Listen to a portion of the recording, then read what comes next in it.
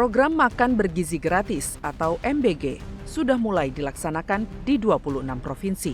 Di setiap titik program MBG ada Satuan Pelayanan Pemenuhan Gizi atau SPPG atau Dapur MBG dikelola seorang kepala SPPG yang ditunjuk langsung Badan Gizi Nasional. Dengan nilai paket makanan Rp10.000, menu yang akan disediakan kepada setiap siswa bervariasi. Kepala Badan Gizi Nasional, Dadan Hindayana menyebutkan, menu makanan pada program MBG telah sesuai standar komposisi gizi dari para ahli. Namun, hampir 2 minggu program MBG berjalan, 40 siswa di SD Negeri Dukuh 03 Sukoharjo, Jawa Tengah mengalami keracunan usai menyantap makanan bergizi gratis.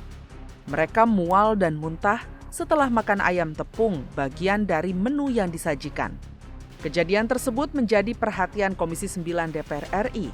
Pemerintah perlu melakukan evaluasi menyeluruh yang mencakup aspek kualitas, keamanan, sanitasi, dan kandungan nutrisi makanan. Standar operasional prosedur dan petunjuk teknis yang jelas juga dinilai perlu untuk mengatur proses produksi, pengemasan, dan penyajian hingga distribusi makanan ke penerima manfaat untuk mencegah kejadian siswa mendapat makanan basi dan keracunan terulang kembali. Komposisi dan nilai gizi menu harus benar-benar diperhatikan.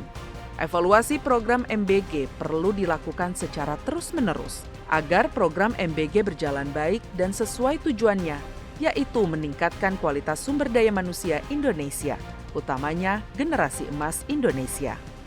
Adanya penanggung jawab di setiap dapur MBG dan melibatkan ahli gizi sudah tepat. Namun, jarak antara waktu memasak dan waktu konsumsi yang terlalu lama juga harus menjadi perhatian dan evaluasi pemerintah agar makanan tidak basi. Seperti keamanan makanan dan sanitasi makanan, ini BGN harus membuat suatu sistem yang sangat ketat bekerja sama baik itu dengan Badan POM maupun dengan dinas-dinas kesehatan di daerah untuk memastikan bahwa dalam proses produksi maupun proses distribusi makanan ini kepada anak-anak kita, makanan ini bisa terjaga dengan baik ya, sehingga apa yang diterima oleh anak-anak kita itu bisa dalam bentuk makanan yang sehat, bergizi, aman, dan masih layak untuk dikonsumsi. Juknis ya, yang jelas dan yang tegas jam berapa kira-kira barang itu harus dimasak. Sehingga harus dibagikan jam berapa. Karena ini akan pengaruh, kalau makanan itu lebih daripada 8 jam atau 12 jam itu sudah pasti akan basi. Nah sehingga kan kalau makan basi kan nggak layak dimakan ya.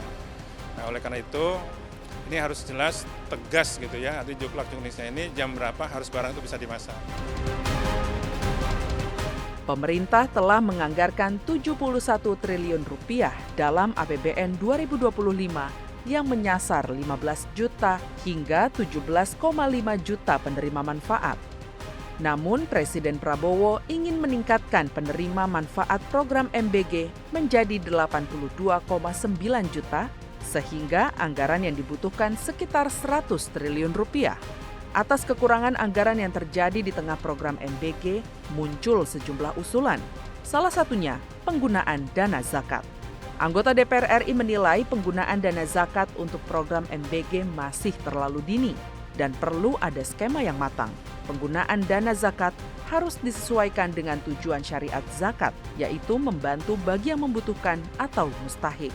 Pemerintah disarankan melibatkan pihak swasta untuk menyalurkan dana CSR dalam mendukung program MBG.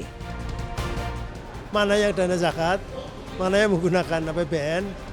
Kalau ada perbedaan, nanti ada diskriminasi dan sebagainya. Menurut saya memang belum saatnya. Sungguh pun memungkinkan ya, karena adresatnya atau sasarannya sama. Tetapi kalau butuh, ini umum ya, untuk tidak hanya fakir miskin, tapi semua nampaknya harus berpikir ulang.